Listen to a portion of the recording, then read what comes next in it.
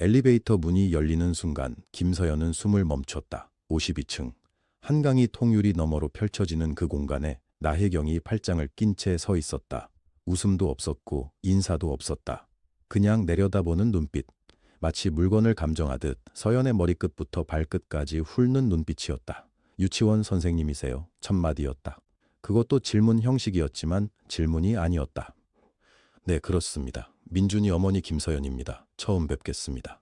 서연은 미소를 유지했다. 손에 들고 온 육과 상자를 두 손으로 내밀었다. 직접 만든 것이었다. 전날 밤 12시까지 기름을 달구고 찹쌀 반죽을 손으로 빚은 것이었다.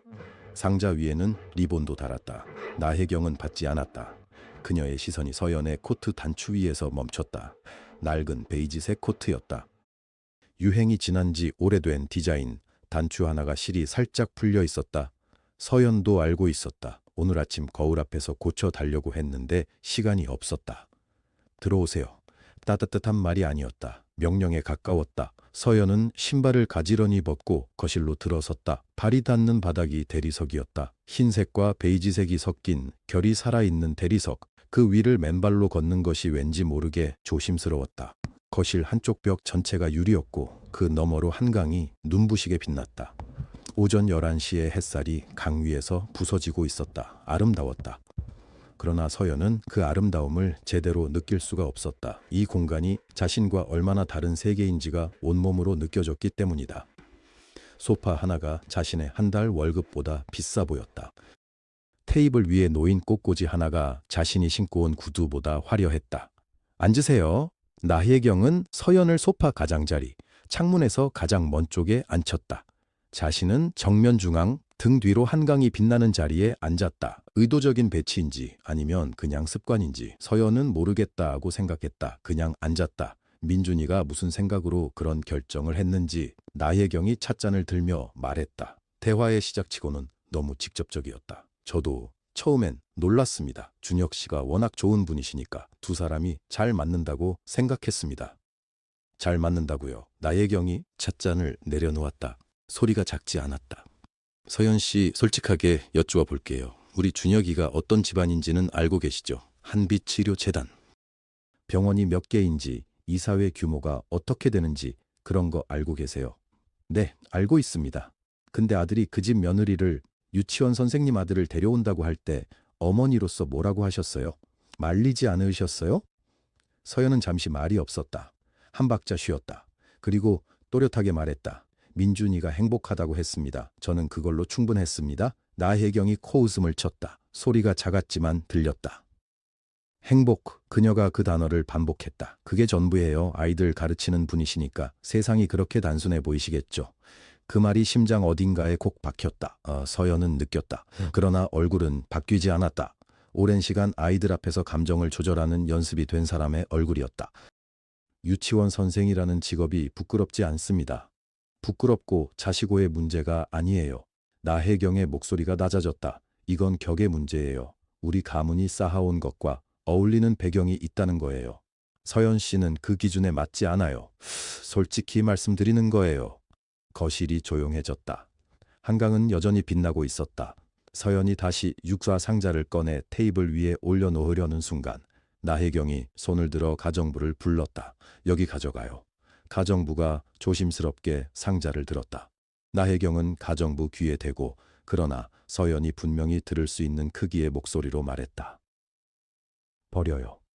가정부의 발소리가 멀어졌다. 서연은 그 뒷모습을 바라봤다. 육아 상자가 사라지는 것을, 어머니가 새벽에 일어나 싸주신 것을. 그녀는 아무 말도 하지 않았다. 나혜경의 친정언니가 어색하게 웃으며 화제를 바꿨다. 민준이 군대는 어디서 했어요? 육군이요. 경기도 쪽이었어요. 아, 그래요? 우리 조카는 해군 장교로 갔는데. 언니가 고개를 끄덕이며 덧붙였다.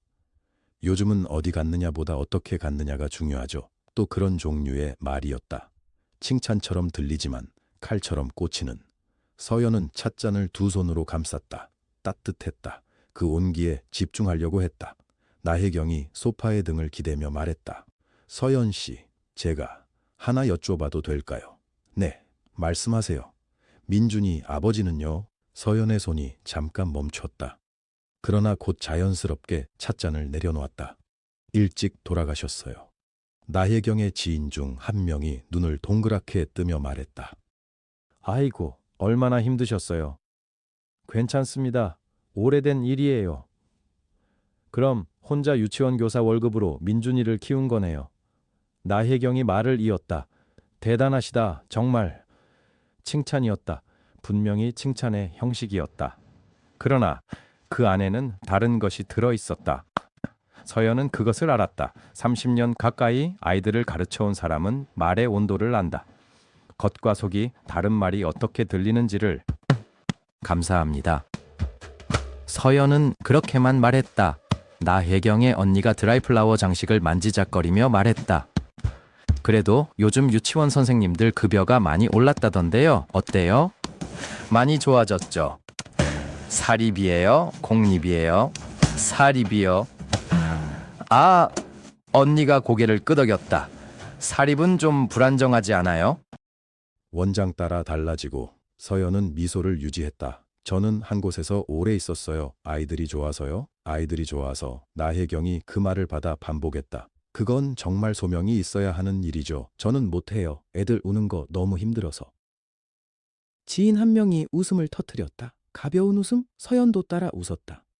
그러나 그 웃음 뒤에 무언가가 조금씩 조여드는 느낌이 있었다. 배가 당기는 느낌. 서연은 조용히 속으로 샜다. 마지막으로 밥을 먹은 게 몇 시였더라. 아침 일찍 육아 상자를 들고 나오느라 점심을 제대로 못 먹었다. 오전에 사과 반 개. 그게 전부였다. 괜찮을 거야. 잠깐이면 끝난다. 나혜경이 자세를 바꾸며 말했다. 솔직히 말씀드려도 될까요? 서연 씨. 네. 저는 이 결혼이 아직도 마음에 걸려요. 거실이 조용해졌다. 한강 쪽 통창으로 빛이 들어왔다. 집안 배경이라는 게 있잖아요. 준혁이가 태어났을 때부터 저희가 쌓아온 것들이 있거든요. 그게 어울리는 짝이 있는 거예요. 세상이 어떻게 변해도 그건 변하지 않아요. 서연은 찻잔을 쥔 채 나혜경을 바라봤다. 서연 씨가 나쁜 분이라는 게 아니에요. 민준이를 훌륭하게 키우셨겠죠. 근데 훌륭한 것하고 어울리는 것하고는 달라요. 아시겠어요? 서연은 대답하지 않았다. 어울리는 것. 그 말이 공기 속에 떠다녔다. 나혜경의 언니가 찻잔을 내려놓으며 살짝 다른 데를 봤다. 지인들도 잠시 말이 없었다. 분위기가 무거워졌다는 걸 모두 알았다. 그러나 아무도 나서지 않았다. 서연은 찻잔을 테이블에 내려놓으려 했다. 손이 움직였다. 그런데 손끝에 힘이 없었다. 그녀는 그 느낌을 알았다. 아주 잘 알았다. 오랫동안 당뇨를 다스려온 몸이 보내는 신호. 손이 먼저 말한다. 그 다음이 눈앞이 흐려지는 것. 아직 괜찮아. 조금만. 그러나 찻잔이 테이블 모서리에 걸렸다. 손이 잡지 못했다. 찻잔이 대리석 바닥으로 떨어졌다. 산산조각이 났다. 날카롭고 선명한 소리가 거실 전체를 가로질렀다. 모두의 시선이 서연에게 쏠렸다. 서연의 얼굴은 이미 창백했다. 서연의 몸이 앞으로 기울었다. 누군가가 소리를 질렀다. 어머, 나혜경의 언니였다. 그녀가 자리에서 일어나 한 발짝 다가섰다. 나머지 지인들도 동시에 일어났다. 하지만 아무도 실제로 서연에게 손을 뻗지는 않았다. 모두 그 자리에 얼어붙은 채 서로 얼굴만 봤다. 서연은 소파 팔걸이를 잡으려 했다. 손이 미끄러졌다. 몸 전체가 옆으로 쏠렸다. 그리고 천천히 소파 아래 대리석 바닥으로 내려앉았다.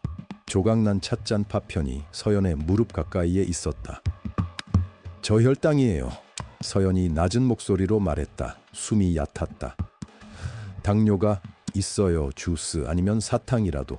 나혜경의 언니가 부엌 쪽을 향해 소리쳤다. 여기 뭐 다닌 거 없어요? 빨리요. 그때였다. 지인 중 한 명 흰 재킷을 입은 여성이 핸드백을 열며 말했다.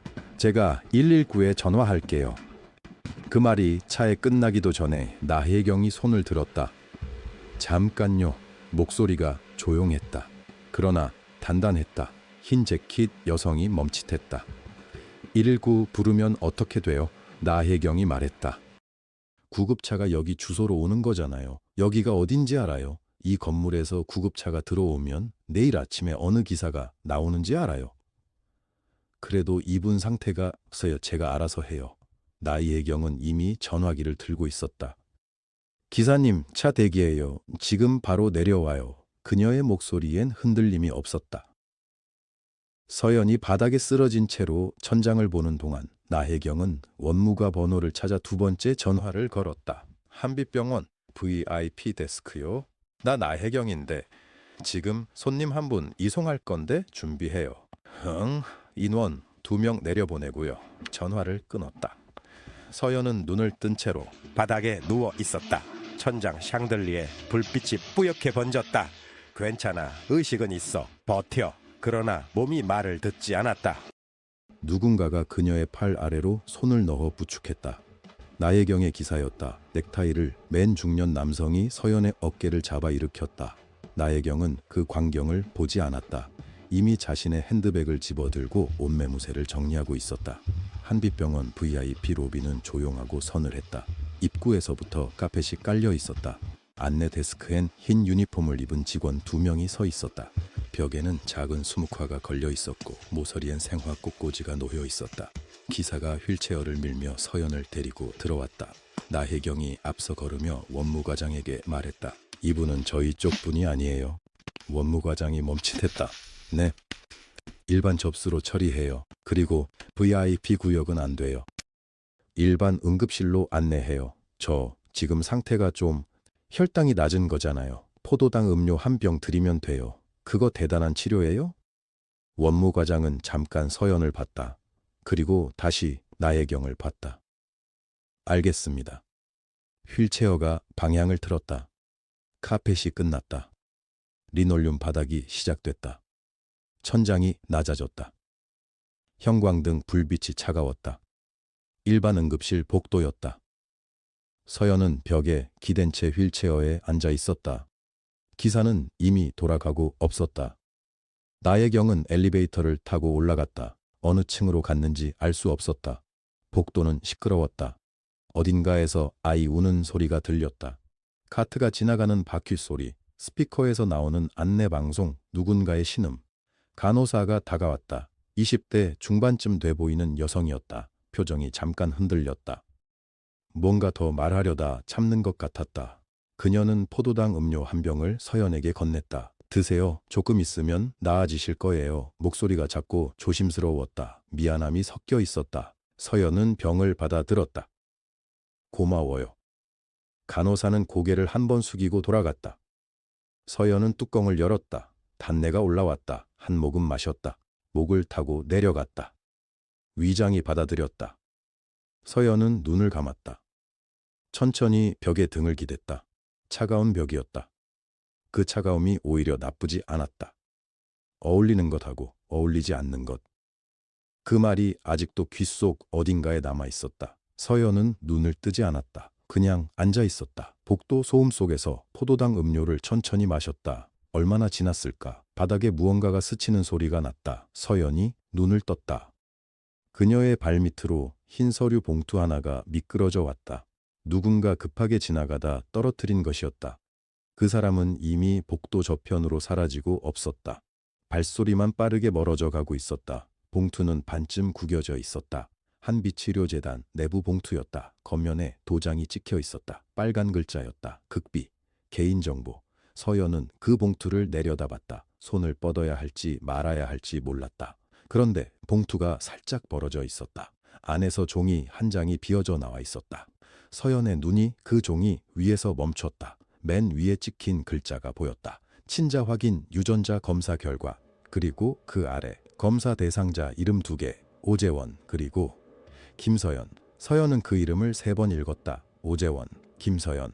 3번째 읽을 때는 소리가 사라졌다.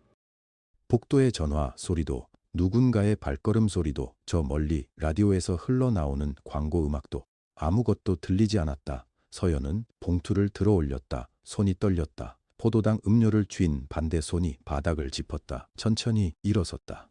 종이를 봉투에서 완전히 꺼냈다. 한국 유전자 감시권 발행일 2024년 11월 28일 검체번호 의뢰인 성명 수신처 오재원 귀중. 서연은 그 아래 숫자를 읽었다. 유전자 일치율 99.97% 판정. 부녀관계 성립, 형광등이 유독 하얗게 느껴졌다. 눈이 아팠다. 그런데 눈을 감을 수가 없었다. 서연은 다시 한번 읽었다. 부녀관계 성립. 이게 뭐야? 소리가 입 밖으로 나왔는지도 몰랐다. 본인도 몰랐다. 서연은 벽으로 다가갔다. 등을 대는 게 아니라 기대는 것도 아니라 그냥 몸이 알아서 벽 쪽으로 이동했다. 머리가 벽에 닿았다. 눈을 감았다. 어머니의 목소리가 들려왔다. 네 아버지는 좋은 사람이었어. 임종 이틀 전이었다. 어머니는 산소 호흡기를 달고 있었다. 말 한마디 할 때마다 힘들어했다. 그런데 그 말을 했다. 좋은 사람이었는데 다만 겁쟁이였지. 서연은 그때 물었다. 무슨 말이야? 아버지가 누군데? 어머니는 대답하지 않았다. 눈을 감았다. 입을 닫았다. 그리고 이틀 후 눈을 뜨지 않았다. 서연은 그 말을 30년 가까이 들고 살았다. 무슨 뜻인지 몰랐다. 아버지가 겁쟁이였다는 게 무슨 의미인지, 왜 좋은 사람과 겁쟁이가 같은 문장 안에 있는지, 지금 이 복도에서 이 종이 한 장 앞에서 서연은 이해했다. 좋은 사람이었는데 겁이 많아서 떠났다. 나를 두고. 서연은 종이를 내려다봤다. 글자들이 조금 흐려졌다. 눈에 뭔가가 차올랐다. 눈물은 아니었다. 아직은. 오재원, 한빛치료재단. 오늘 아침 뉴스에서도 이름이 나왔다. 이사회 표결 어쩌고 하는 기사였다. 서연은 그냥 흘려들었다. 자기 삶과 무관한 이름이라고 생각했다. 무관한 게 아니었다. 이 사람이 아버지였다. 나를 낳고 어머니를 두고 재벌가로 올라선 사람. 딸의 존재를 지운 사람. 서연은 천천히 숨을 내쉬었다. 감정이 폭발하지 않았다. 그게 오히려 이상했다. 울음이 터질 것 같지도 않았다. 분노가 솟구칠 것 같지도 않았다. 그냥 차가웠다. 아까 복도 바닥이 차가웠던 것처럼. 그 차가움이 오히려 나쁘지 않았던 것처럼 서연은 생각했다. 이걸 어떻게 해야 하지? 그 생각이 아주 평온하게 머릿속에 떠올랐다. 마치 수업 자료를 어디에 두었는지 떠올리는 것처럼, 마치 장 보러 갈 때 뭐가 필요한지 정리하는 것처럼. 이 종이를 어떻게 해야 하지? 서연은 결과지를 한 번 더 정확히 읽었다. 발행기관, 검체번호, 수임 의뢰번호, 날짜, 이름, 숫자 전부 기억했다. 그리고 봉투를 다시 집어들었다. 종이를 접었다. 원래 접혀 있던 선대로 접었다. 봉투 안에 넣었다. 손가락이 봉투 입구를 막는 순간 복도 저편에서 목소리가 들려왔다. 회장님, 여기 계세요. 봉투를 찾고 있는데요. 혹시 못 보셨나요? 흰 가운을 입은 남자였다. 40대 중반쯤 되어 보였다. 배지에 뭔가가 적혀 있었다. 한빛치료재단 기획실장, 이름은 박형준. 그 남자는 서연을 보지 못했다. 반대편 복도를 향해 걸어가고 있었다. 회장님, 잠깐만요. 서류가. 그 뒤로 조금 더 멀리 검은 정장 차림의 남자가 보였다. 70대쯤 되어 보였다. 머리가 휘었다. 등이 꼿꼿했다. 걸음이 느리지 않았다. 그 남자가 고개를 돌렸다. 서연과 눈이 마주쳤다. 아주 잠깐이었다. 1초도 되지 않았다. 서연은 움직이지 않았다. 봉투를 손에 쥔 채로 복도 벽에 등을 기댄 채로. 포도당 음료가 아직 한 손에 들려 있었다. 남자의 눈이 서연의 손에 있는 봉투를 봤다. 멈췄다. 서연은 봉투를 내려다봤다. 겉면에 찍힌 빨간 글자, 극비, 개인정보, 그리고 수신처, 오재원 귀중. 서연은 고개를 들었다. 그 남자가 서연을 향해 걸어오고 있었다. 발걸음이 빨라졌다. 기획실장도 뒤를 돌아봤다. 그리고 서연을 발견했다. 그도 걸음을 빨리 했다. 두 사람이 가까워졌다. 서연은 꼼짝하지 않았다. 벽에 등을 댄 채 손에 봉투를 쥔 채 도망가야 하나, 그 생각이 스쳤다. 하지만 몸이 움직이지 않았다. 도망갈 이유가 없었다. 이미 읽었다. 이미 기억했다. 이 봉투를 빼앗긴다고 해도 머릿속에 있는 숫자는 사라지지 않는다. 99.97%. 부녀 관계 성립. 그 남자가 서연 앞에 섰다. 두 사람의 거리가 3미터쯤 됐다. 남자가 봉투를 바라봤다. 입을 열었다. 그 봉투, 목소리가 낮았다. 떨리지 않았다. 오랫동안 권력을 쥔 사람의 목소리였다. 서연은 그를 똑바로 봤다. 그리고 천천히 봉투를 내밀었다. 오재원이 봉투를 받아들었다. 서연은 손을 거뒀다. 남자는 봉투를 확인했다. 겉면을 훑었다. 봉인이 뜯겨 있었다. 그는 눈을 들어 서연을 봤다. 눈빛이 흔들렸다. 딱 한 번. 열어봤습니까? 질문이 아니었다. 확인이었다. 서연은 대답하지 않았다. 그냥 그를 바라봤다. 기획실장이 앞으로 나섰다. 회장님, 이분은 그냥 일반 방문객입니다. 바닥에 쓰러져 계셨다고 하던데. 오재원이 손을 들었다. 기획실장이 입을 다물었다. 오재원은 서연의 얼굴을 천천히 살폈다. 눈, 코, 턱선. 마치 기억 속 어딘가를 더듬는 사람처럼. 성함이 김서연입니다. 짧은 침묵이 흘렀다. 오재원의 손이 봉투를 더 세게 쥐었다. 서연은 그 손을 봤다. 70대의 손이었다. 검버섯이 피어 있었다. 그러나 손가락은 떨지 않았다. 어디 사십니까? 강남구 역삼동입니다. 직업은 유치원 교사입니다. 오재원의 눈썹이 미세하게 움직였다. 서연은 그것을 놓치지 않았다. 기획실장이 다시 끼어들었다. 회장님, 자리를 옮기시는 게. 닥쳐요. 오재원이 조용히 말했다. 낮은 목소리였지만 날이 있었다. 복도가 고요해졌다. 두 사람은 그렇게 서 있었다.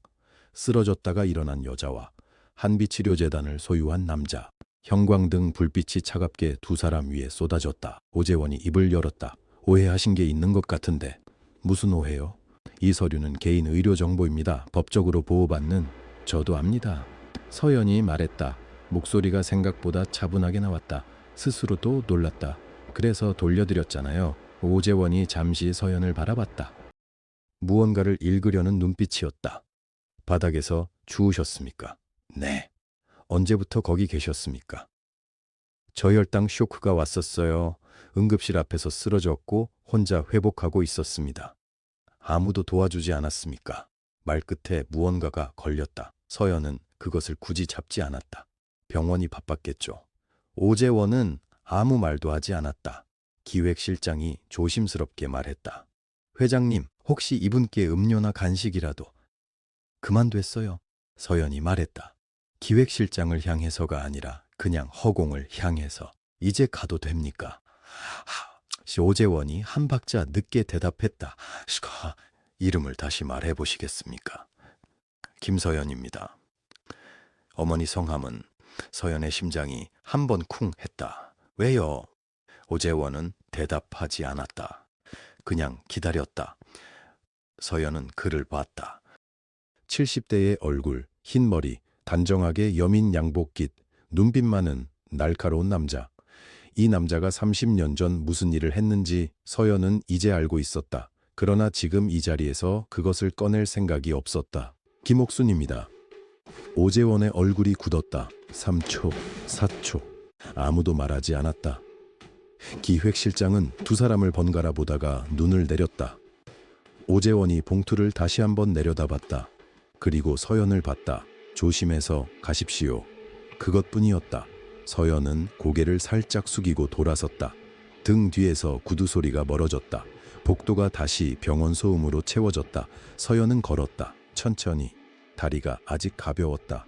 아니, 무거웠다. 정확히 어느 쪽인지 모르겠다. 자동문을 나섰다. 밤 공기가 차가웠다. 택시를 잡아탔다. 역삼동이라고 말하고 창문에 이마를 기댔다. 눈이 감기지 않았다. 집에 들어와서 서연이 제일 먼저 한 일은 손을 씻는 것이었다. 욕실 세면대 앞에 서서 거울을 보면서 물을 틀고 비누를 칠하고 다시 헹구고 한 번 더, 또 한 번. 그리고 안방 구석에 있는 낡은 상자를 꺼냈다. 어머니가 남긴 물건들. 서연이 어머니를 보낸 게 4년 전이었다. 그 이후로 상자를 열어본 적이 없었다. 손잡이가 낡아서 삐걱거렸다.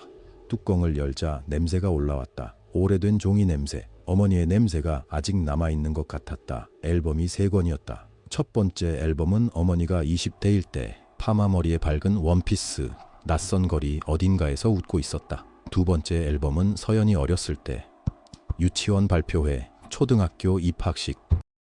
어머니 혼자서 카메라를 들고 찍은 사진들이 많았다. 셀프 타이머를 쓴 흔적. 세 번째 앨범. 서연은 천천히 넘겼다.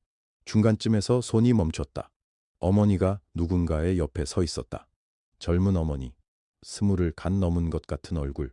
웃고 있었다. 그리고 그 옆에 남자. 키가 크고 머리가 짧고 깔끔하게 차려입은 남자. 젊은 얼굴이었지만 눈빛이 낯설지 않았다. 서연은 사진을 앨범에서 떼어냈다. 뒤집었다. 작은 볼펜 글씨. 재원시 1983년 봄 어머니의 글씨였다. 둥글둥글한 획. 서연은 사진을 내려놓았다. 방 안이 조용했다. 시계 소리만 들렸다. 제각제각 분노인가 슬픔인가. 서연은 구분이 안 됐다. 두 가지가 섞여 있는 것 같기도 했고 사실은 아무것도 아닌 것 같기도 했다. 그냥 텅 빈 느낌. 무언가 큰 것을 받아들이기 전에 잠깐 오는 공백. 어머니는 끝내 말하지 않았다. 왜 말하지 않았을까? 새벽 1시가 됐다. 2시가 됐다. 3시. 서연은 잠자리에 눕지 않았다. 그냥 방바닥에 앉아 있었다. 등을 침대 옆에 기대고 무릎을 세우고 사진을 손에 들고 새벽 4시 서연은 휴대폰을 집어들었다.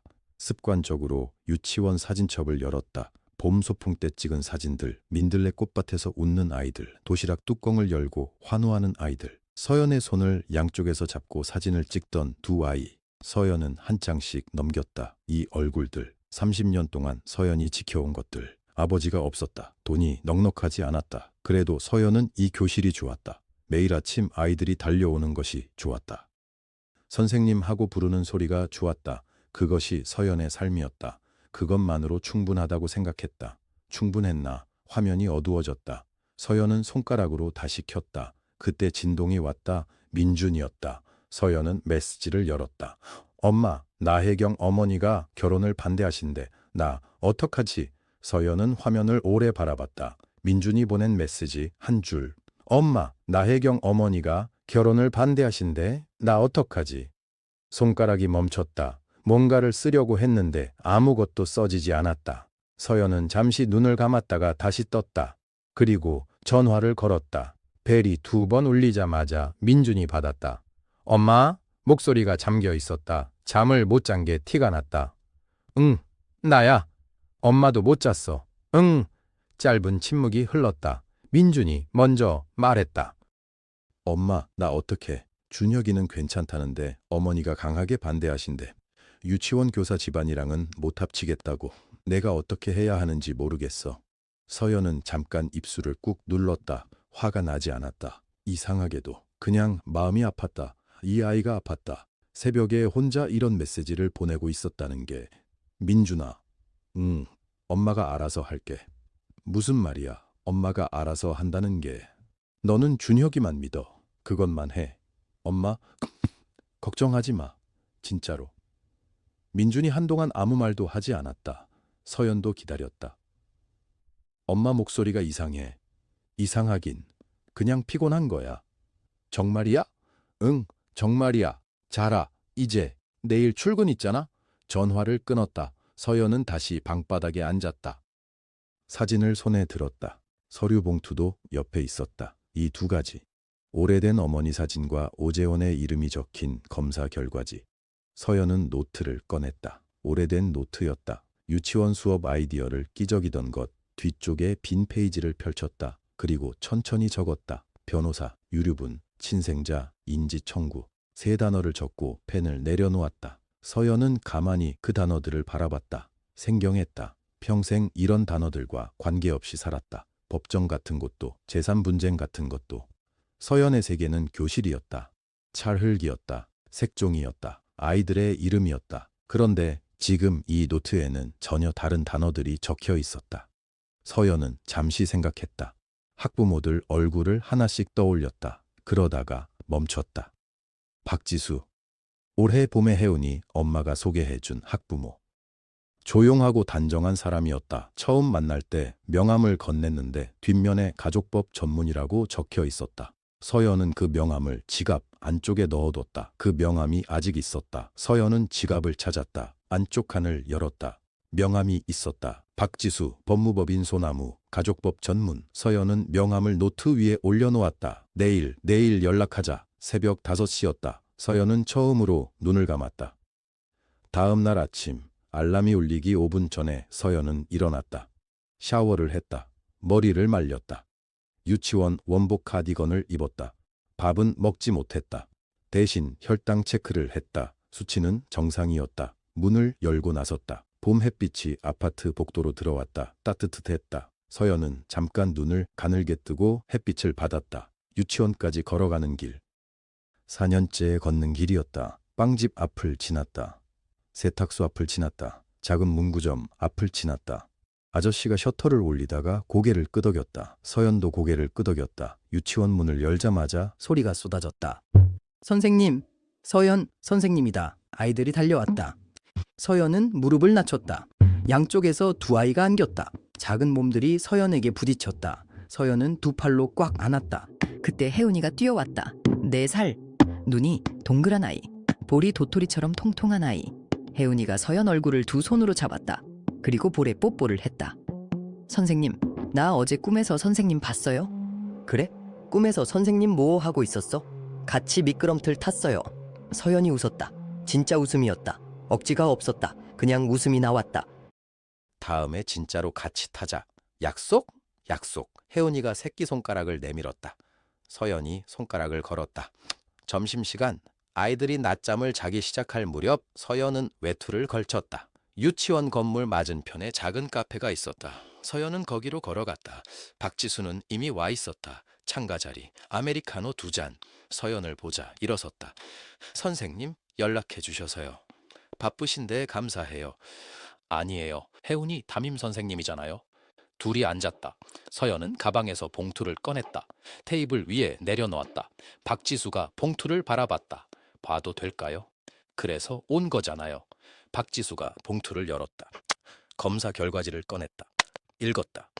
침묵이 흘렀다. 카페 안에 잔잔한 음악이 흘렀다. 커피 향이 났다. 옆 테이블에서 누군가 조용히 이야기하는 소리가 들렸다. 박지수가 결과지를 내려놓았다. 언제 이걸 하하 왔다. 이틀 전이요. 병원 복도에서 주웠어요. 박지수가 서연을 바라봤다. 표정이 복잡했다. 선생님, 이게 사실이에요? 오재원 씨가? 저도 이틀 전에 알았어요. 어머니가 돌아가시고 30년이 넘었는데. 박지수가 결과지를 다시 들여다봤다.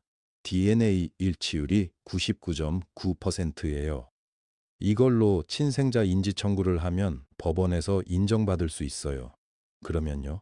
오재원 씨 재산의 유류분을 청구할 수 있어요. 그리고 박지수가 잠깐 멈췄다. 한빛치료재단 지분도요. 서연은 커피잔을 손으로 감쌌다. 따뜻했다. 가장 조용한 방법은요? 박지수가 서연을 바라봤다. 조용한 방법이요? 소란 피우지 않고 언론에 나오지 않고 그냥 조용하게. 박지수가 잠시 생각했다. 그리고 말했다. 이사회 표결일을 노리는 거예요. 서연이 고개를 들었다. 한빛치료재단 다음 달에 신임 이사장 선임 표결이 있어요.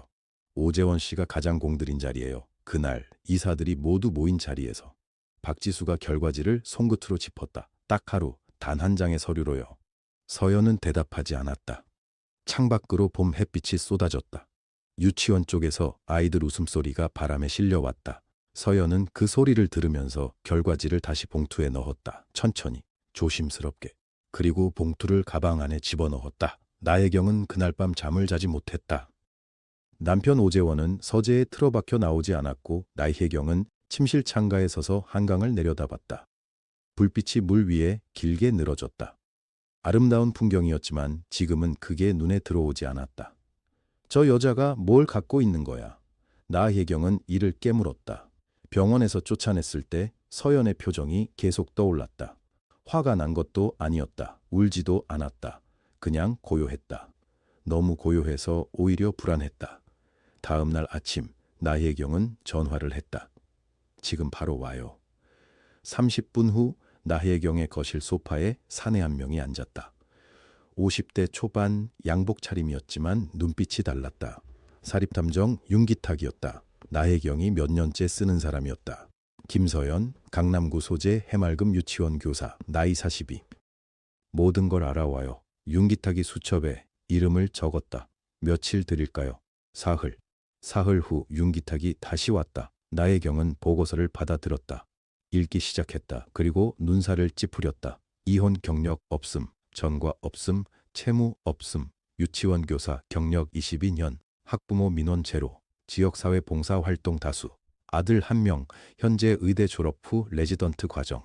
이게 다예요? 네, 솔직히 말씀드리면 이런 결과 처음 봤습니다. 윤기탁이 담담하게 말했다. 흠집 하나가 없어요. 나혜경은 보고서를 탁제 내려놓았다. 그러면 만들면 되지. 윤기탁이 잠시 멈칫했다. 사모님, 우와. 갔어요. 나혜경은 일어났다. 그날 오후 나혜경은 운전기사에게 말했다. 해맑음 유치원, 차는 강남 골목을 빠져나갔다.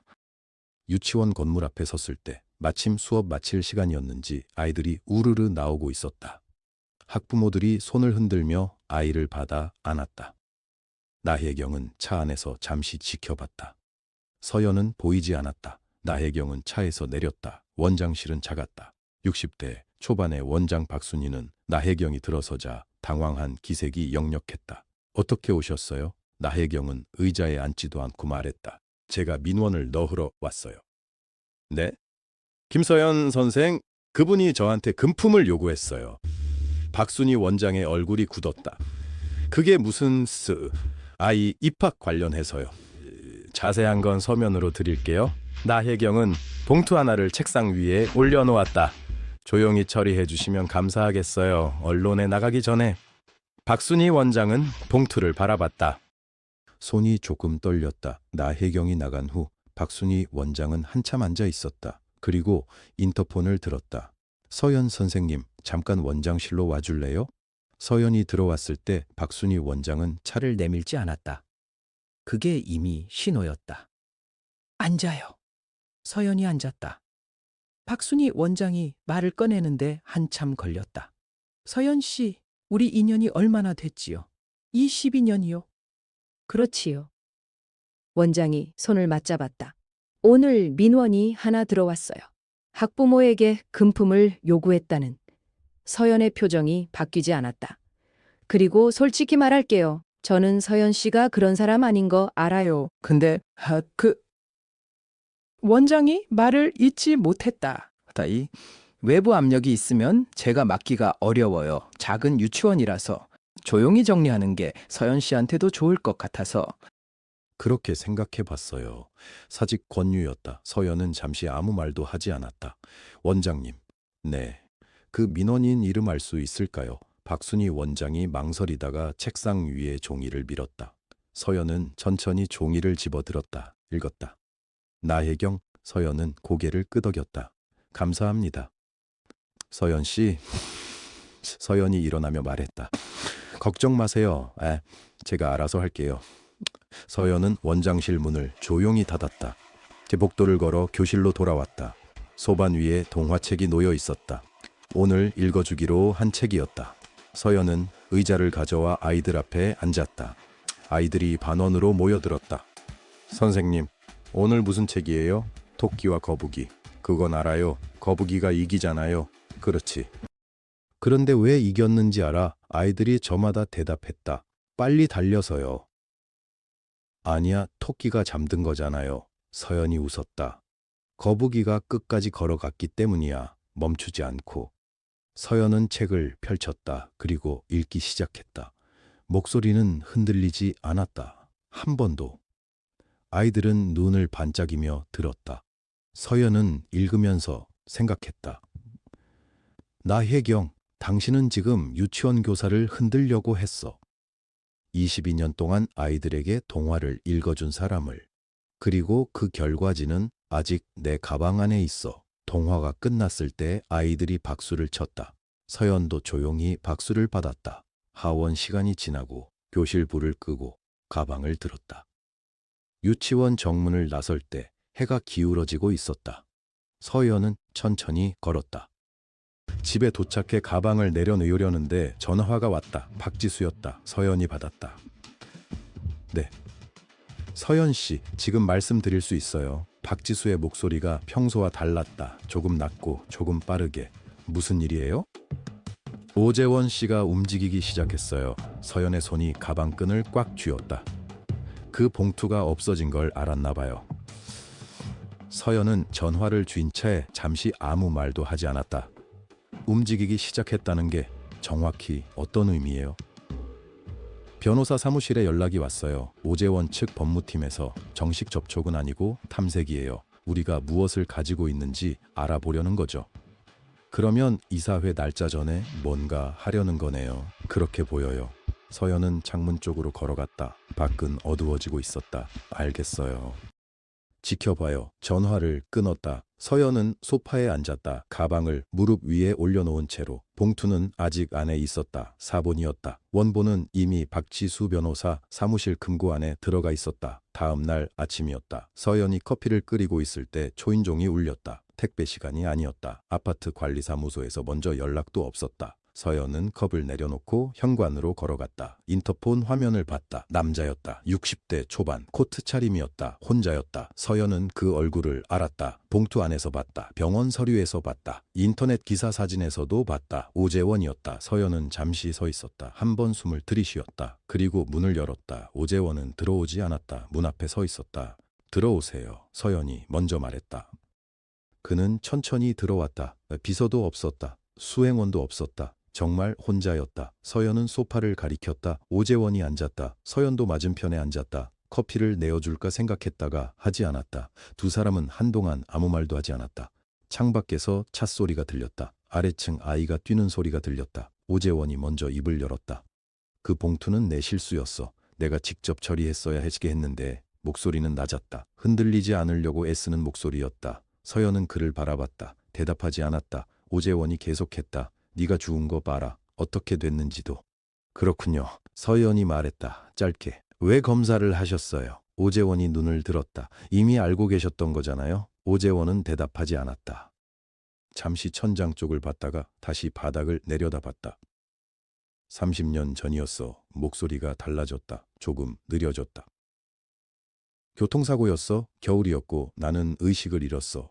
혼자였고 길에 아무도 없었어. 서연은 듣기만 했다. 내 어머니가 나를 발견했어.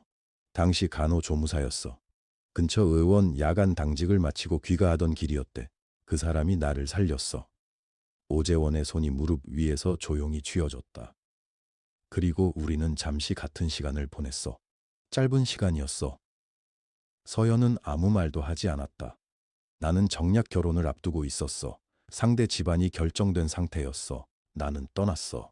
오재원이 처음으로 눈을 내리깔았다. 나중에 아이가 생긴 걸 알았어. 하지만 인정하지 않았어. 방안이 조용했다. 왜요? 서연이 물었다. 목소리가 평온했다. 떨지 않았다. 왜 인정하지 않으셨어요? 오재원이 대답하지 않았다. 한참 뒤에 말했다. 그때는 그게 최선이라고 생각했어. 그래서 검사를 하셨군요. 서연이 말했다. 양심이 남아 있어서요. 오재원이 고개를 들었다. 서연을 봤다. 서연은 그 눈빛을 정면으로 받았다. 30년이 지나서 확인하고 싶으셨군요. 이미 알면서 오재원이 말했다. 조용히 해결하자. 서연은 기다렸다. 돈을 줄게. 충분히. 이사회 이전에. 서연은 잠시 그를 바라봤다. 그리고 웃었다. 처음으로 웃었다. 하지만 따뜻한 웃음이 아니었다. 조용하고 차가운 웃음이었다. 아이들에게 동화를 읽어줄 때의 그 웃음이 아니었다. 돈은 필요 없어요. 서연이 말했다. 어머니한테 물어봤어요. 그 사고 이후 얼마나 힘들었는지, 혼자 저를 키우면서 얼마나 오래 기다리셨는지 오재원이 굳었다. 어머니는 아직도 그분 이야기를 하세요. 사고에서 살아난 그분이 잘 되셨으면 했다고. 연락이 끊겼을 때도 원망하지 않으셨다고. 서연의 목소리는 흔들리지 않았다. 그래서요. 저는 돈이 필요한 게 아니에요. 오재원이 천천히 입을 열었다. 그러면 뭘 원해? 서연은 가방 옆에 손을 내려놓았다. 그리고 조용히 말했다. 저는 이사회 날 뵐게요. 오재원의 표정이 멈췄다. 서연은 자리에서 일어섰다. 현관 쪽으로 걸어갔다. 문을 열었다. 오재원은 잠시 소파에 앉은 채 있었다. 그리고 일어섰다. 문 앞까지 걸어왔다. 두 사람이 잠깐 마주섰다. 오재원이 말했다. 후회하게 될 거야. 서연이 말했다. 후회는 30년 전에 하셨어야죠. 오재원은 아무 말도 하지 못했다. 서연은 문을 닫았다. 복대서 발소리가 멀어졌다. 서연은 현관에 잠시 기대어 섰다. 눈을 감았다. 이사회까지 사흘이 남았다. 민준이 전화를 받은 건 오후 2시였다. 엄마, 나야. 서연은 창가에 서 있었다. 바깥에는 가을 햇살이 내려앉아 있었다. 민준아. 오늘 시간 돼? 잠깐 보고 싶어. 서연은 잠깐 눈을 감았다. 이사회까지 사흘. 아직 말할 수 없었다. 그래, 저녁에 와. 민준이 왔다. 저녁 7시. 서연의 작은 아파트에 들어서면서 그는 신발을 벗고 주방 냄새를 맡았다. 된장찌개야. 응, 앉아. 민주는 식탁 의자에 앉았다. 서연은 뚝배기를 가져왔다. 두 사람은 한동안 말없이 밥을 먹었다. 민준이 먼저 입을 열었다. 엄마, 나혜경 씨가 또 준혁이한테 뭐라고 했대. 서연은 찌개 국물을 한 숟갈 떴다. 뭐라고? 결혼을 좀 더 미루자고. 내가 아직 준비가 안 됐다고. 민준의 목소리에 피로가 배어 있었다. 서연은 그걸 느꼈다. 준혁이는? 준혁이는 화났지. 어머니한테 처음으로 맞섰대. 서연이 밥그릇을 내려놓았다. 뭐라고 했어, 준혁이가? 민준이 조용히 웃었다. 쑥스럽고 기쁜 표정이 섞인 얼굴이었다. 저 민준이 없으면 안 된다고 했대. 서연은 잠시 민준의 얼굴을 바라봤다. 잘했네. 아, 민준이 말했다. 근데 나혜경 씨가 그냥 물러서지 않잖아. 엄마한테 뭔가 꾸미고 있다고 했대. 기다려보라고. 서연은 아무 말도 하지 않았다. 민준이 물었다. 엄마, 무슨 일이야, 진짜로. 나한테 말해줘. 서연은 민준을 봤다. 아이였던 얼굴이 이제 남자가 되어 있었다. 걱정으로 미간이 좁혀져 있었다. 서연은 천천히 말했다. 엄마가 뭘 하든 너는 준혁이 손 놓지 마라. 민준이 미간을 더 찌푸렸다. 그게 무슨 말이야? 그냥 그 말이야. 흔들리지 마. 나혜경 씨가 뭐라고 해도 준혁이가 흔들리면 잡아줘. 네가 중심이야. 민준은 잠시 엄마를 바라봤다. 뭔가를 더 물으려다가 입을 다물었다. 그리고 다시 말했다. 엄마, 무슨 일인지 알 것 같기도 해. 서연이 눈을 들었다. 뭘 알아? 나혜경 씨가 엄마 뒷조사를 시켰다는 거. 준혁이한테 들었어. 흥신소에 뭔가 맡겼다고. 서연은 숨을 고르게 쉬었다. 그래서 엄마가 걱정돼. 엄마한테 뭔가 나쁜 일이 생기는 거 아닌가 해서. 서연은 조용히 웃었다. 나쁜 일. 그리고 말했다. 민준아, 엄마는 괜찮아. 진짜로. 엄마가 그냥 엄마로서 할 일을 하는 거야. 그뿐이야. 민준은 한동안 엄마의 얼굴을 들여다봤다. 서연은 웃음을 유지했다. 아이들에게 동화를 읽어줄 때의 그 웃음이 아니었다. 더 조용하고 더 깊은 곳에서 올라온 웃음이었다. 민준이 말했다. 엄마가 강한 거 알아. 근데 혼자 다 하려고 하는 거 알아서. 서연은 아무 말도 하지 않았다. 민준이 계속했다. 나도 이제 어른이야. 엄마 혼자 감당 안 해도 돼. 서연의 눈가가 잠깐 흔들렸다. 아주 잠깐이었다. 알아. 서연이 말했다. 그래서 더 네가 준혁이 옆에 있어야 해. 엄마가 할 일 하는 동안 네가 거기 있어야 해. 민준은 잠시 생각하다가 고개를 끄덕였다. 알겠어. 두 사람은 다시 밥을 먹었다. 말없이. 하지만 전보다 따뜻한 침묵이었다. 민준이 돌아간 건 밤 9시였다. 서연은 문을 닫고 거실로 들어왔다. 서랍 안에서 낡은 일기장을 꺼냈다. 어머니 김옥순의 것이었다. 표지가 해져 있었다. 가장자리가 살짝 말려 있었다. 서연은 소파에 앉아 일기장을 폈다. 32년 전의 날짜가 적힌 페이지였다. 송을씨가 작았다. 동그랗고 가지런한 글씨였다. 서연은 한 줄씩 읽었다. 오늘도 그 사람 생각을 했다. 잘 지내고 있겠지. 바쁘게 살고 있겠지. 그 사람이 살아있으면 됐어. 서연이가 있으면 됐어. 서연은 그 줄에서 멈췄다. 다시 읽었다. 그 사람이 살아있으면 됐어. 서연이가 있으면 됐어. 원망이 없었다. 연락이 끊겼는데도 아이를 혼자 키우면서도 어머니는 원망하지 않았다. 서연은 눈을 들었다. 천장을 바라봤다. 오재원이 30년 동안 쌓아올린 것들이 있었다. 병원, 재단, 이름. 그 모든 것이 어머니의 침묵 위에 세워진 것들이었다. 어머니는 알고 있었을까? 서연은 일기장을 덮었다. 눈을 감았다. 어머니의 목소리가 떠올랐다. 낮고 부드러운 목소리. 유치원에서 돌아온 서연을 맞이하던 목소리. 오늘 아이들이랑 뭐 했어? 서연은 한숨을 내쉬었다. 복수를 하려는 게 아니었다. 처음부터 서연은 단지 있어야 할 자리에 서고 싶었다. 어머니가 있어야 했던 자리에 어머니 대신 밤이 깊어졌다. 서연은 일기장을 서랍에 넣고 불을 껐다. 침대에 누웠다. 이사회까지 사흘. 눈을 감으니 오재원의 얼굴이 떠올랐다. 문 앞에서 멈추었던 그 표정, 아무 말도 하지 못하던 얼굴. 서연은 눈을 다시 떴다. 천장에 가로등 빛이 희미하게 번졌다. 잠이 오지 않았다. 하지만 불안하지는 않았다. 이튿날 아침, 서연은 유치원에 출근해서 아이들과 하루를 보냈다. 색종이를 오리고 노래를 불렀다. 점심을 같이 먹었다. 낮잠 자는 아이들 옆에 앉아 잠깐 눈을 붙였다. 집에 돌아온 건 저녁 6시였다. 가방을 내려놓고 손을 씻었다. 그때 핸드폰이 울렸다. 모르는 번호였다. 서연은 전화를 받았다. 여보세요? 김서연 씨죠. 목소리가 차가웠다. 그리고 분명했다. 서연은 그 목소리를 알았다. 나혜경이었다. 서연은 아무 말도 하지 않았다. 나혜경이 말했다. 우리 만나요. 마지막으로 얘기합시다. 서연은 잠시 멈췄다. 창밖에 어둠이 내려앉고 있었다. 어디서요? 강남역 근처 카페. 주소 문자로 보낼게요. 나혜경의 목소리는 평소보다 낮았다. 날카롭지 않았다.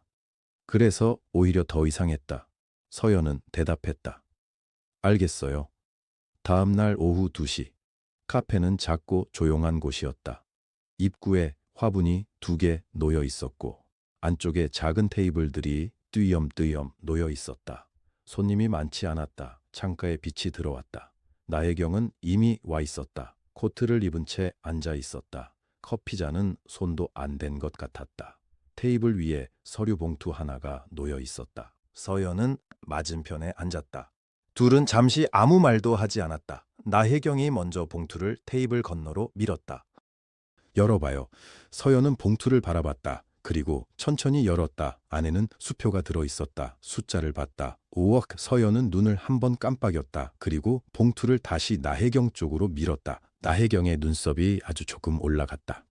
액수가 문제예요? 아니요. 서연은 짧게 대답했다. 그럼 뭐가 문제예요? 봉투째 돌려드리는 거예요. 필요 없어서요. 나혜경은 잠시 서연을 바라봤다. 그리고 봉투를 다시 자기 앞으로 당겼다. 김서연 씨, 목소리가 낮아졌다. 당신이 뭘 알든 뭘 갖고 있든 그게 세상에 나오면 준혁이랑 민준이 결혼도 끝이에요. 생각해봐요. 아들 결혼식 날 어떤 얼굴로 거기 서고 싶어요. 서연은 나혜경을 바라봤다. 바람소리가 나지 않았다. 카페 안이 조용했다. 서연이 말했다. 혜경 씨. 네. 저 한빛병원 응급실 복도에서 포도당 음료 하나 마시면서 결심했어요. 나혜경은 아무 말도 하지 않았다. 서연이 계속했다. 복수를 하겠다고요? 그때. 나혜경의 눈이 가늘어졌다. 그래서요. 그런데 그 복수가 뭔지 아세요? 나혜경은 대답하지 않았다. 기다렸다. 서연이 천천히 말했다. 진실이 제자리를 찾는 것, 그게 다예요. 카페 안에 침묵이 내려앉았다. 서연은 덧붙였다. 저는 오 회장 재산이 탐나서 이러는 게 아니에요. 한빛병원 이름을 얻고 싶어서도 아니고요. 그럼 뭘 원하는 거예요? 나혜경의 목소리에 처음으로 피로가 섞였다. 제 어머니요. 서연은 조용히 말했다. 30년 전에 오 회장을 살린 사람이 제 어머니였어요. 그 사람이 어떻게 살았는지, 딸을 혼자 어떻게 키웠는지, 그게 아무 기록도 없이 사라지는 게 싫어요. 그게 제가 원하는 거예요. 나혜경은 잠시 창밖을 봤다. 바깥에 사람들이 지나갔다. 코트를 입은 사람, 가방을 든 사람, 아무것도 모르는 사람들이 걸어갔다. 나혜경이 다시 서연을 봤다. 당신이 이사회에서 그 결과지를 꺼내면 오재원은 끝이에요. 우리 가족도 끝이고. 알아요. 그게 무서운 게 아니에요. 당신 아들도 영향을 받아요. 서연은 잠깐 생각했다. 민준이한테는 말했어요. 나혜경이 눈을 크게 뗐다. 뭐라고요? 나 얘기했어요. 엄마가 어떻게 그 서류를 찾게 됐는지, 할아버지가 누구인지, 어떻게 할 건지, 전부요. 그래서 민준이가 뭐라던가요? 서연이 잠깐 입술을 움직였다. 미소가 아주 작게 번졌다. 그래야 한다고 했어요. 외할머니한테 미안하다고도 했고요. 나혜경은 아무 말도 하지 못했다. 서연이 말했다.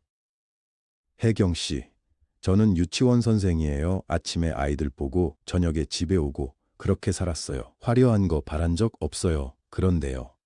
서연은 나혜경을 똑바로 봤다. 그 펜트하우스 문 앞에서 당신이 저한테 한 말 기억하세요. 나혜경은 시선을 피하지 않았다. 하지만 아무 말도 하지 않았다. 서연이 말했다. 유치원 선생이 여기 왜 있냐고 했잖아요. 그때 저는 그 말을 듣고 아무 말도 못했어요. 제가 잘못한 것도 없는데 그냥 서 있었어요. 그게 오래 마음에 남더라고요. 서연은 커피잔을 두 손으로 감쌌다. 이제 제가 거기 설 자격이 있다는 걸 알았어요. 처음부터요. 나혜경은 오래 서연을 바라봤다. 표정이 움직이지 않았다. 아주 오랜 시간 동안 그 표정을 유지해온 사람 같았다. 그런데 지금 아주 작은 균열이 생겼다. 눈가가 미세하게 흔들렸다. 나혜경이 천천히 자리에서 일어났다. 코트 단추를 잠그지 않은 채 봉투를 들었다. 서연은 일어서지 않았다. 나혜경이 카페 문 쪽으로 걸어갔다. 서연은 커피잔을 내려다봤다. 발소리가 멈췄다. 서연이 고개를 들었다. 나혜경이 문 앞에서 돌아서 있었다. 그 얼굴에서 오랫동안 유지해온 무언가가 조금 더 무너져 있었다. 나혜경이 말했다. 당신 오재원 씨 딸이에요. 카페 안이 다시 조용해졌다. 서연은 나혜경을 바라봤다. 그리고 대답하지 않았다. 나혜경의 눈이 흔들렸다. 서연은 그 눈을 보면서 생각했다. 이미 알고 있었구나. 나혜경이 나간 뒤에도 서연은 한동안 그 자리에 앉아 있었다. 커피는 식어 있었다. 창밖으로 가로등 불빛이 빛 속에 번졌다. 사람들이 우산을 쓰고 지나갔다. 아무도 서연을 보지 않았다. 서연도 아무것도 보지 않았다. 나혜경의 마지막 말이 머릿속에서 조용히 돌고 있었다. 당신 오재원 씨 딸이에요. 그 물음 속에는 두려움이 있었다. 서연은 그것을 알았다. 나혜경은 확인하려고 물은 게 아니었다. 이미 알고 있었고 그러면서도 알고 싶지 않았던 것이다. 서연은 자리에서 일어났다. 코트를 입고 가방을 들었다. 카운터 직원이 들어오세요 라고 인사했다. 서연이 대답했다. 감사합니다. 평범한 인사였다. 평범한 저녁이었다. 그리고 내일은 완전히 다른 날이 될 것이었다. 유치원에 도착한 건 저녁 8시가 넘어서였다. 다른 선생님들은 이미 퇴근하고 없었다. 복도 불만 하나 켜져 있었다. 서연은 교실 문을 열었다. 낮에 아이들이 있던 자리가 그대로였다. 작은 의자들이 반원을 그리며 놓여 있고 칠판에는 오늘 그린 그림이 아직 붙어 있었다. 하늘, 집, 엄마, 나무. 서연은 가방을 내려놓고 창고에서 걸레를 꺼냈다. 책상을 닦기 시작했다. 22년 동안 해온 일이었다. 첫 번째 책상. 이름표에는 박혜운이라고 써 있었다. 내일 이 아이가 와서 이 자리에 앉을 것이다. 가방을 걸고 실내화로 갈아 신고 선생님 하고 부를 것이다. 두 번째 책상. 최준서. 이 아이는 매일 아침 가장 먼저 온다.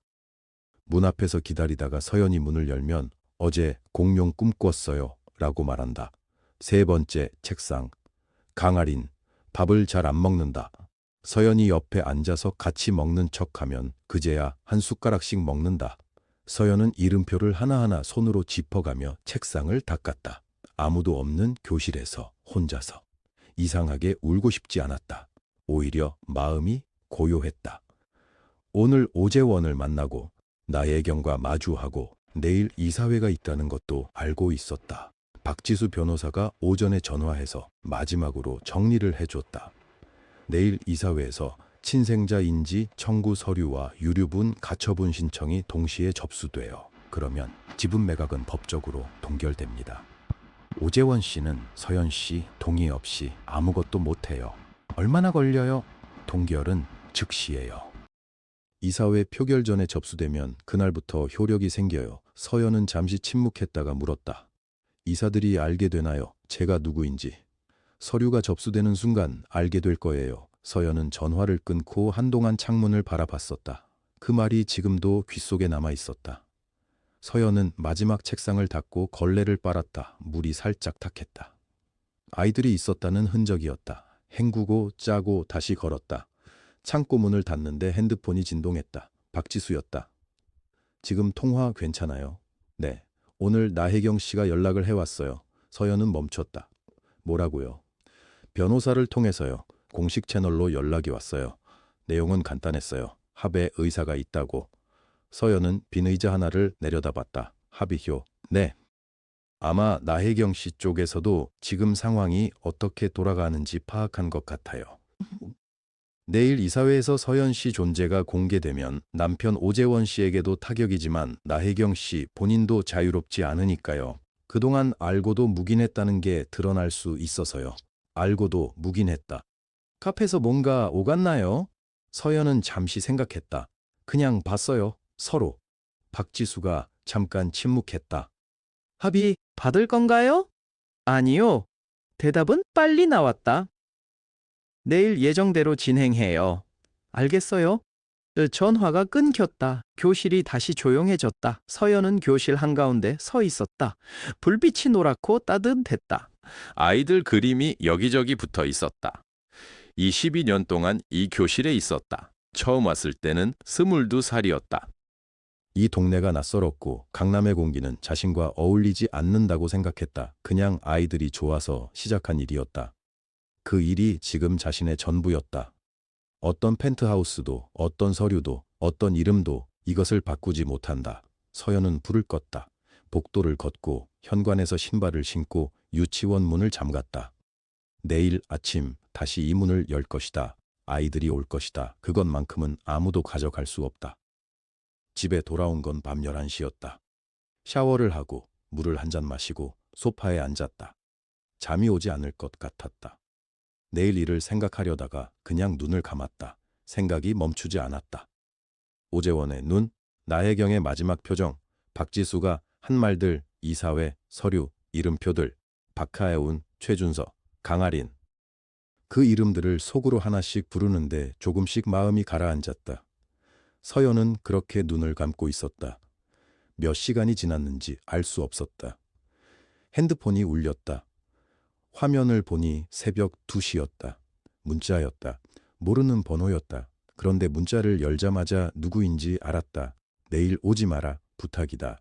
서연은 그 문자를 오래 바라봤다. 부탁이다. 오재원이 그 단어를 썼다. 명령도 아니고 경고도 아니었다. 부탁이었다.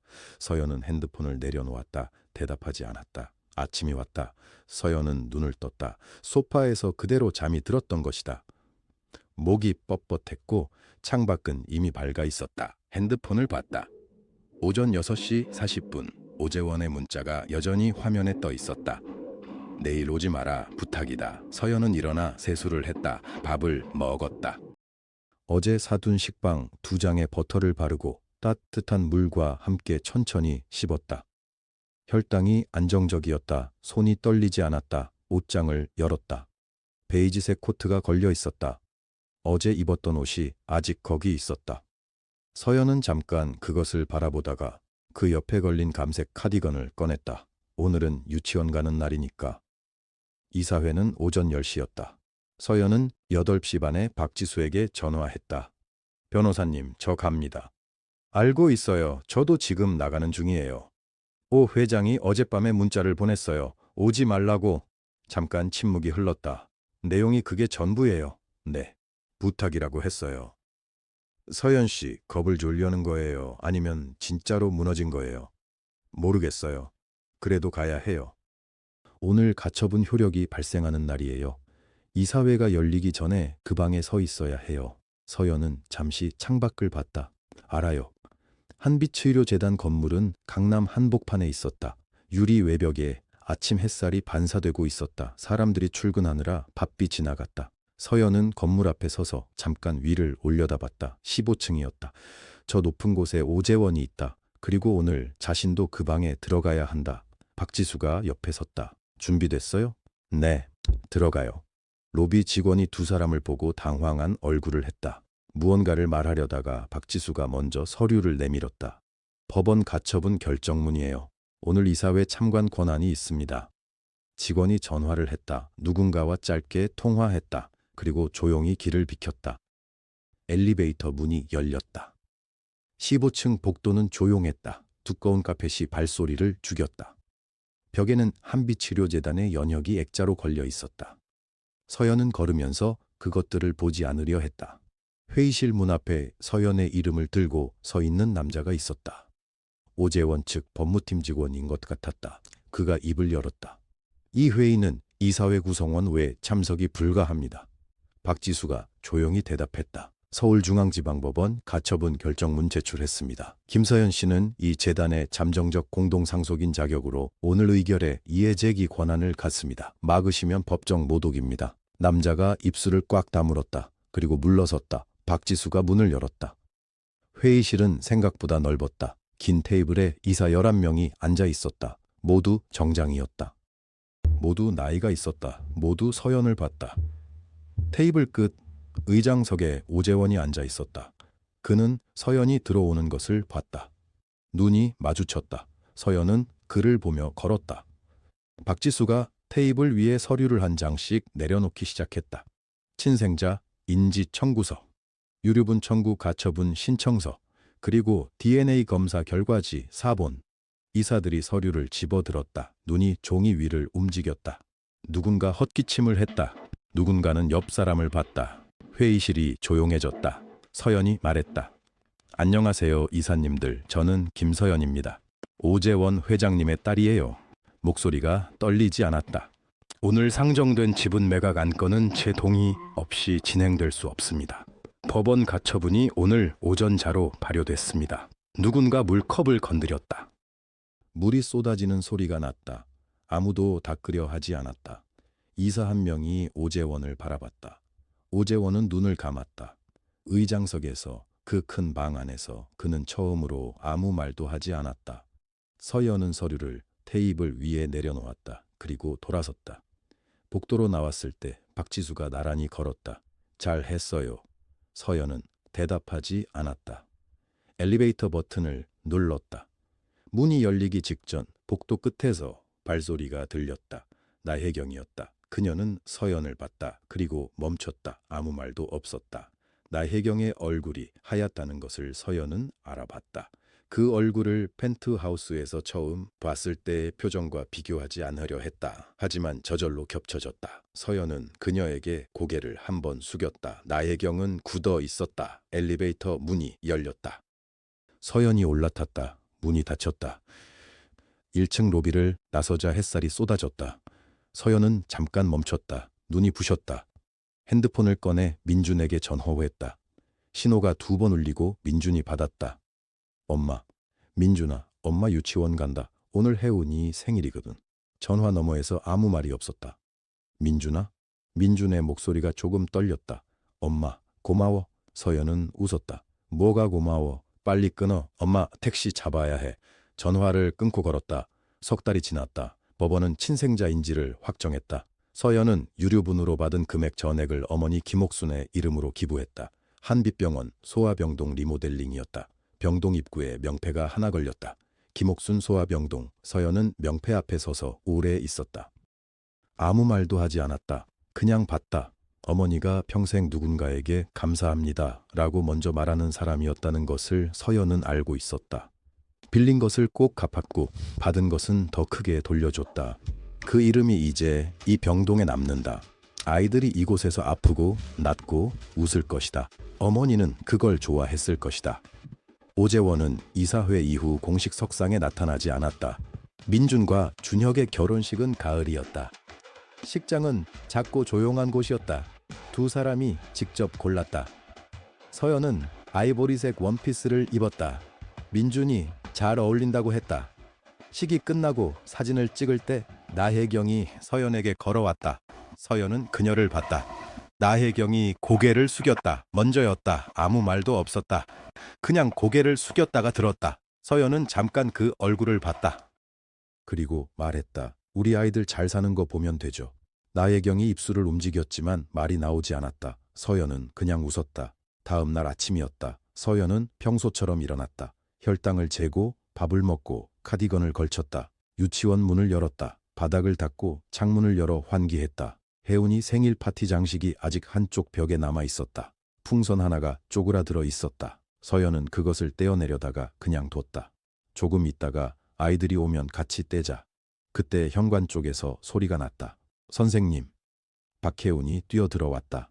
가방이 등에서 절반쯤 흘러내려 있었다. 그 뒤로 최준서가 들어오고 강아린이 들어왔다. 서연은 쪼그려 앉았다. 어서 와. 가방 좀 제대로 메고 들어와야지. 무거워요. 그럼 선생님이 들어줄까? 아니요, 제가 들어요. 서연은 웃었다. 아이들이 왔다. 그것만큼은 아무도 가져갈 수 없었다. 그리고 그것으로 충분했다.